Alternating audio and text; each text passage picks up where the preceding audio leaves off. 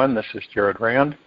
Welcome to the Global Guided Meditation Call for Sunday, August 3, 2025, after 3:15 p.m. Eastern. There's several hidden patterns the ego uses to delay our spiritual awakening. There is a reason the most powerful awakenings arrive not through seeking, but through stillness. The ego, however, has many ancient survival strategies that keep us from being calm, silent, and still. Each one is a master of delay, building intricate disguises that shield us from our own brilliance. These filters are what keep us from fully remembering our divinity. You want to make sure you're in a comfortable position with no outside distraction, relaxed into your body, still as a statue and focused on your breath rising and falling. Now, our ego uses sacred strategies to keep the divine hidden from view. At first, it can appear as a resistance, attention, or hesitation that draws you away from presence, the now. Then it may be masked as a fear, doubt, procrastination, or even spiritual ambition. But in truth, these strategies are invitations from your highest self to go deeper. On your sacred journey to enlightenment, you must always remember one thing. The highest truth does not require any effort to be revealed. It only asks that you stop pretending, release all desperation, and become radically honest and real with yourself. Through your effortless surrender, you can easily see the awakened God within you. Now, there's roughly 10 sacred strategies, give or take, that are very important to know about, for there are many traps and false paths on the journey. And when you discover you are being led by one of these 10 strategies, you comprehend that it is not a sign that you've gone astray.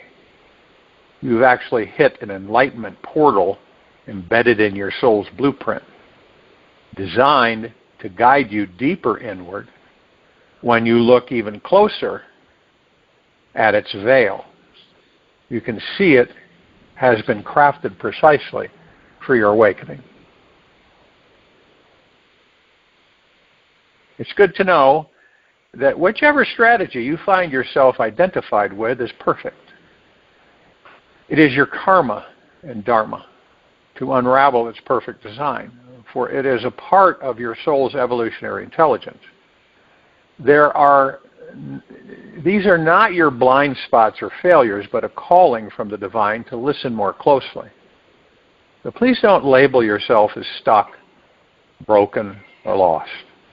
There is nothing wrong with you and everything right with you. These awakening agents are your soul's composting programs. They are keeping you looping in limitation, just far enough from the source of knowing your true power.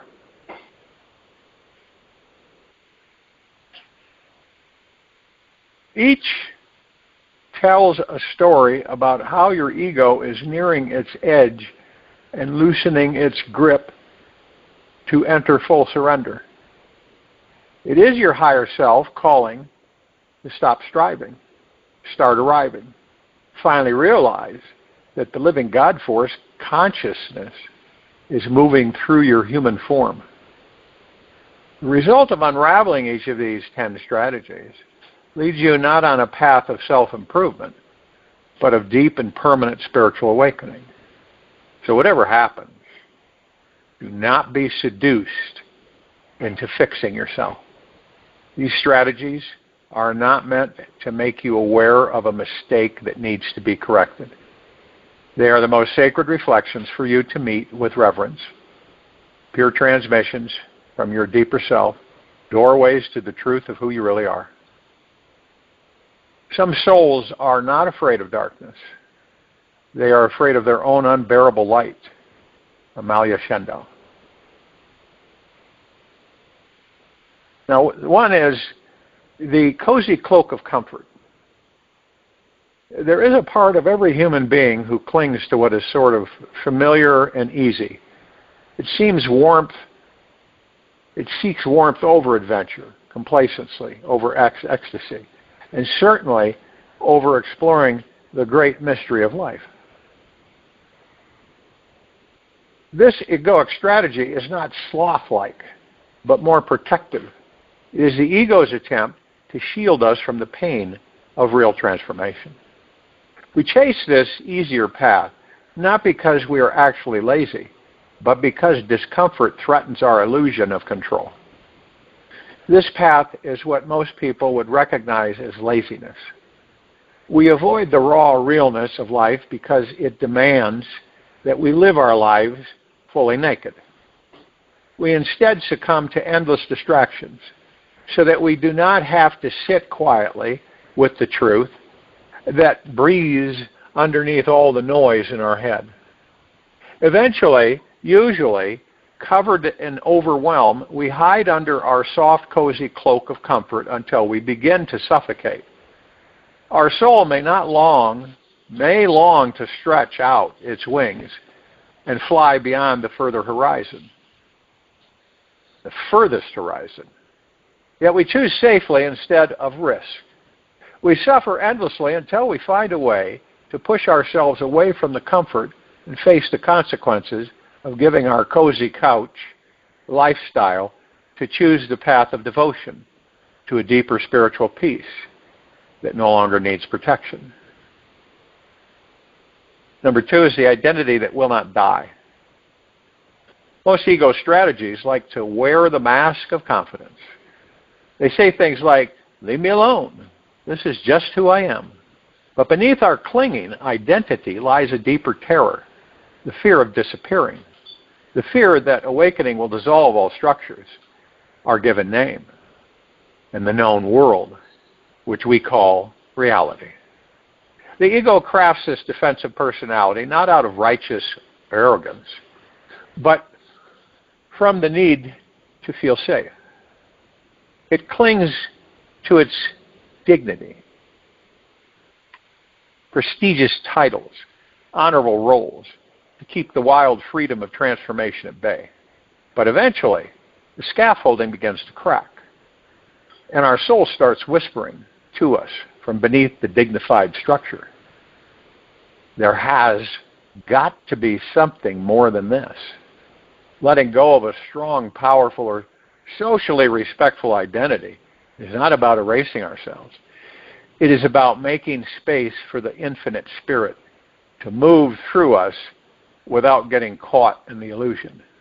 Then we soften our grip on who we think we are, and we begin to remember who we really are and the radiant light that we've always been. And the heart, number three, is a heart that gives up. This strategy tends to move silently.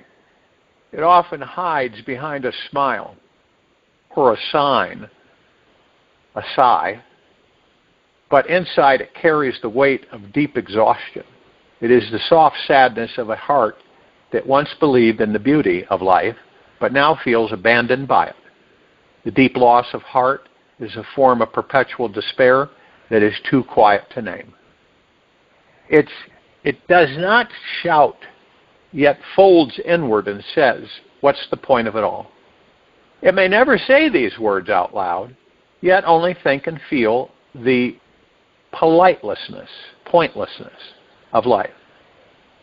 This ego has simply dampened its burning flame for freedom, not because it doesn't care, but because it cared too deeply for too long without knowing or how it would be held in return.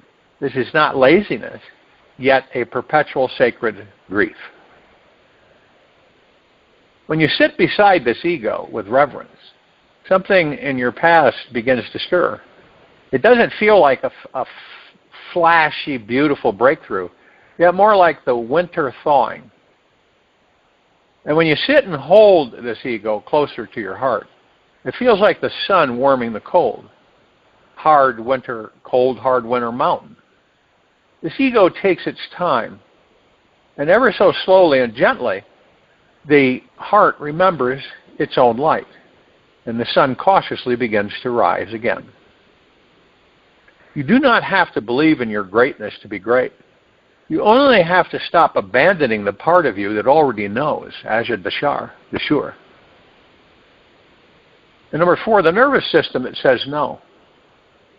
There are times when an ego strategy is just psychological, not just psychological, but physiological. The nervous system is rejecting our awakening because it is perpetually in survival mode. The body cannot receive the stillness of God because it is constantly on alert, bracing for the next financial crisis, emotional turmoil, or relationship upheaval. Stillness can feel threatening when trauma lives in our tissues. You used to think that you had done all your inner work and healed all your child traumas, yet one day you realize was deep in the river of denial. You were surrounding yourself with entertaining people who were professionals and at spiritual derailment and egoic distraction. He was constantly saying no to everything that could bring more joy, ease, and pleasure into my life. I became a no-aholic, driven by fear-based ego desperately trying to protect itself from any potential harm. Then I discovered that every core trauma truly lacks deep safety, security, and freedom. And ironically, these are things no mantra, awakened guru, or spiritual affirmation can override. Then the cells in your body still believe danger is near. Awakening becomes the final piece that falls into place. Enlightenment is not something that can be forced by time or ego desire. It avoids us like the plague. We are living in the fast-paced rat race with a clenched jaw, over-chewed fingernails, and a stuffed full belly. It's only when the body begins to feel safe again with our emptiness and our aloneness that our soul naturally roots itself and opens. Then ever so slowly, stillness returns to our lives, not as a practice, but as an easygoing river of remembering. It might feel like spaciousness or timelessness. Yet we know that spiritual awakening is not something we try to achieve, but something we get to allow. And number 5, the addiction to seeking. This ego strategy can be found wearing fancy malas, spiritual decor, perpetually studying sacred ancient texts. It bows down to its teachers and collects their smiles of appreciation as tools for spiritual growth. But what's crazy is that it never actually grows. The super spiritual ego is always searching for the next enlightening method, the most amazing insight, or the best mystical fix. This hunger is not for deep truth. It's a fear of arriving, because to truly be grounded in God, fully softened in presence, would mean the seeker must die. And when the seeker dies, there is only silence and stillness, and the only movement we see in our breath. We call off the great search and realize the God source is everywhere, within and without. Always. Whenever I see this survival tactic in gear, I stop reaching for the next thing. I see the futility of reaching and immediately fall into the no, in the now. What I find in this very ordinary looking process is more holy and healing than all my decades of seeking combined. The realization is not dramatic, yet deeply simple. It's perhaps so basic and simple that it had been overlooked 1,000 times before. Number 6, the comparison curse. This kind of ego strategy lives in the back caves of the most judgmental, segregating, separating mind. It loves to compare, measure, and pull ranks. It sees the joyous path of another. It shrinks back and tells you that you must be further along than you think you are. This ego is never enough, never feels worthy of love, and cannot feel enough of its own smallness to discover deep devotion to God. Comparison is a thief, not only in our joy, but of our sacred, sweet presence. It tells us that we are behind when we are exactly where we need to be. It distracts us from the uniqueness of our path, blinds us with the myth of perfection. When you drop your own spiritual measuring stick, you feel an instant return to your heart and your path of radiant authenticity. You stop trying to arrive somewhere from someone else's insights and revelations. Instead, I realize that every breath I take is given from the divine. Any worthiness I identify with is a fear-based perception of myself, and simply a short pause before I discover my own sacred unfolding. A flower does not bloom by comparing itself to another. It blooms by surrendering to the sun. Ishvara Zaira. Number 7, the mask of busyness. Of all the most popular ego forms out there in this modern world, this one is by far the most praised. It wears the costumes of success and achievement. It fills up your calendar with goodies and completely avoids the sacred pause. It's a hidden form of spiritual laziness, disguised as the constant need to stay busy and avoid stillness. We feel every moment of our lives because we are afraid of what will rise in the deep, dark silence. We endlessly chase after our task list because stillness would require us to feel what has long been buried. The ego will do anything to avoid the state of pure nothingness where God lives. So when you realize this culprit was running your show, you begin to say no. And it revolted, rebelled, added on even more enticing events and absolute musts into the week. Then I began protecting my inner space like it was the most sacred land of them all. And in that state of protection, my stillness returned in a casual moment of non-doing. Met the temple not outside of me, but within my lack of wanting to achieve it. It was there all along, waiting in the gap between every single desire and effort. Number 8, the loyalty of suffering.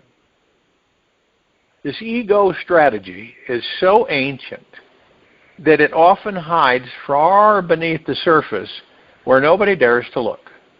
It is the belief that if we become free, we are betraying the ones who suffered before us. We carry their pain as proof of our loyalty and reverence to their lives. But as we all know, suffering is not a love language. It is also not proof of our devotion. There is no price large enough to pay to fully honor the past. Our ancestors do not want us to stay stuck and small in our lives. They want us to rise above and beyond. What they could not complete or transcend. And when you realize that the levels of pain that you experienced from holding tight to your ancestors' belief systems, you instantly let them go with joy. The weight released from your chest, not as a heavy burden, but as a mechanism to create your wings. Their suffering became my healing, and my healing became their liberation. And number 9, the fear of divine power. All the root of all egoic strategies. I found this one in the deepest darkness. This is not a fear of failure or unworthiness, but the fear of what would happen if I truly stepped into my real radiance. It contains the fear that everything would change, and I would no longer belong to the version of me I once knew. This ego is the greatest of thresholds. To meet our divine power is to surrender every falseness inside us, to let go of hiding, playing small, and become a vessel of light without the defensive games of blame, shame, or apology. And yet, even after this fear dissolves back into love, divine power doesn't yearn to be forceful. It is rather quiet, quiescent, and kind. It can even feel quite invisible. And when that kind of power arrives, nothing needs to be said, because the whole room knows. And 10, the resistance to receptivity. The final egoic strategy that keeps us from touching the divine is the fear of receptivity. And when the ego realizes that its entire foundation is built on resistance and defensiveness, it must confront its own limitations. To become free, we must surrender all rigid control, the habitual need for inflexibility, and the closed-mindedness that blocks the flow of divine energy. Only then can we release our deep fear of being open, vulnerable, willing to receive the fullness of grace that is always present. The cosmic womb of divine receptivity allows everything to be exactly as it is. It is deep, eternal love at its core. The greatest ego destroyer of them all, it maintains the power of total spiritual surrender while enhancing our ability to see life clearly, live with ease, follow the natural flow of life. And when the ego demands more control, life becomes the enemy. At this stage, letting go and trusting life 100% of the time becomes the new summit to climb. It is our most natural state of ease where awakening begins to return instantly. We then realize that the seeds of enlightenment have always been planted within us. We were simply not nurturing them, but instead watering our ego strategies. When we give life to these seeds of truth, we may feel more raw and naked, that we are finally free from the ego show. Payoff? There's a sense of deep wholeness and radical fearlessness. There is no shame in having an ego that attaches itself to a strategy. It is simply the soul exploring all the various human experiences. Each strategy prepares the groundwork for the deepest surrender. Every element of control and hesitation is a sacred inhale before the final exhale of freedom. Remember, there is nothing in these strategies that implies we are broken. We are simply waking up in our own unique way, remembering that the most sacred path cannot be walked in the same exact way. When we stop trying to reach God and start allowing ourselves to be reached, the whole illusion begins to fall. Rafina Kidwai. So you get the idea, such as you don't create your future, you realize it. You don't need to prove your worth, you feel it.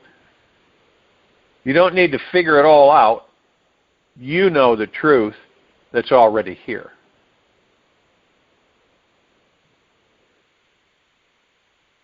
So when you look at these 10 strategies, the ego mind, the ego, you begin to realize, and this is why in these meditations, go into silence. Still. That's where it all begins, in the silence. That's where it's all at, in the silence. And you can see how masterful the ego is, because it's had literally eons to perfect its distractions. And this is how, you end up leaving the ego mind alone as much as possible. Which you do that in meditation. You do it in whatever meditation. You do it in this meditation where you're in silence, and you begin to recognize things that come in, and you don't engage them. Period. You embrace the ego mind. It's there to teach you. You're there to learn from it. but you're not there to be in it. Okay? And you are not of the ego mind. You're aware of it. It's part of your body and your emotionality. But you're not part of the ego mind. See, that way you can walk away from it. You're a part of it, it'd be a whole different story. But you're not part of it. And as long as we're in these bodies, that's what we have, the ego mind. That's what we are challenged with, the ego mind.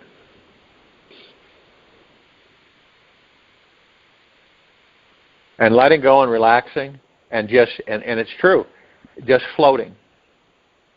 You know, not becoming, wrought and disturbed and stressed emotionally, physically. And just let it go. Just float. What's the vision? Well, the visual is that there's a big body of water. And you're just floating. You don't really have a care in the world. And you have no interest in where you're going or whatever. You're just floating. And then you got all these other people. They're belly crawling, side stroking, doing everything to get somewhere. Flashing by you, moving like boom, boom, boom, boom, boom, boom, boom. And the interesting thing is that you're floating and you don't feel any of that. You're in a total silent slip. And you embrace the God that you are. And you're not thinking about the ego mind. And see, when you're relaxed and you're floating, you're not really thinking and worrying and stressing and fearing. Because in floating, you're always in the now. Always in the now. And this eventually will deter you from being in the rat race. Because the ego mind pulls us in the rat race and the rest is history. We're run, guided, directed by the ego mind. Tells us what to do, when to do it. Tells us how to be. Tells us how that we got to protect ourselves.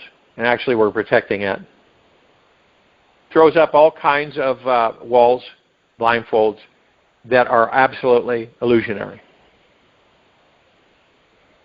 And you can see, why this planet is in the condition it's in because of the fact that most of the people, not all of them, such as all of you, you have awareness. You wouldn't be in this meditation if you did not have awareness. You wouldn't be in this meditation if you weren't aware of your ego mind, which is super powerful, which is absolutely off the charts. But the others, the majority, they're not there. They're not anywhere near there. They're ruled, directed, guided, manipulated by the ego mind. And, people say, well, what are they going to do? Well, they'll transcend when they're ready. They'll ascend when they're ready.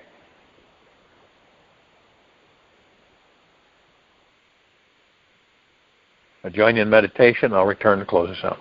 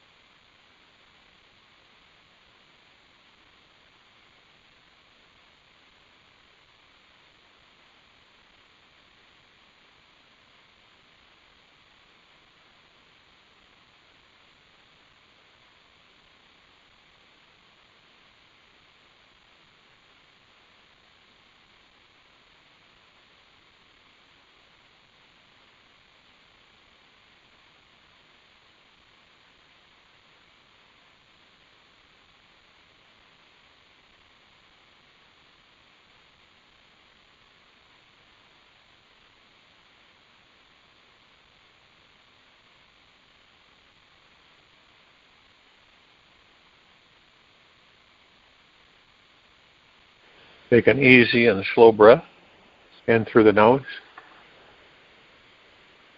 and an easy and slow breath out from the mouth. Remain still, relaxed into your body, focused on your breath, rising and falling.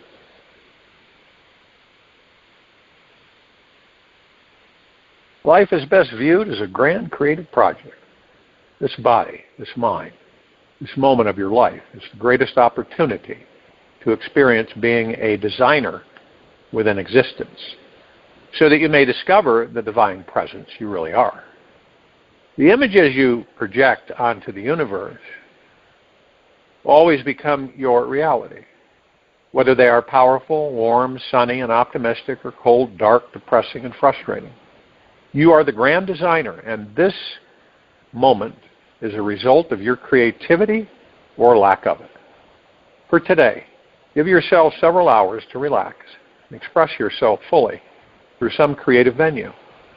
Pick up a paintbrush, pencil, paper, find a block of clay, write something inspiring on your computer, or have an intimate, revealing conversation with a total stranger or friend.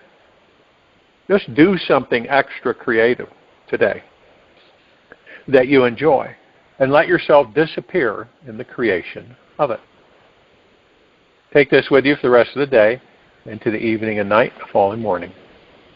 We will return here Monday, August 4, 2025, after 3:15 p.m. Eastern, to continue our global guided meditation call. Be gentle, kind, generous, and humble with yourself at all times.